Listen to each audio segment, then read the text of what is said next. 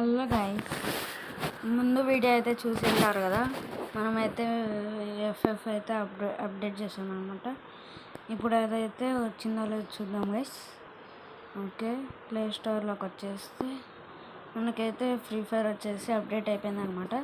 ఇప్పుడైతే ప్లే నొక్కేద్దాం. Garena fire. Okay, Garena బాబాయ్ అయితే మళ్ళీ అప్డేట్ తెచ్చేసాడు అనమాట. అమ్మ చూడండి గైస్, పోస్టర్ ఎట్లుందో. అప్డేట్ అవుతుంది. 42 అయిపోయింది. ఈ వాల్పేపర్ చూడండి గైస్ ఎట్లుందో.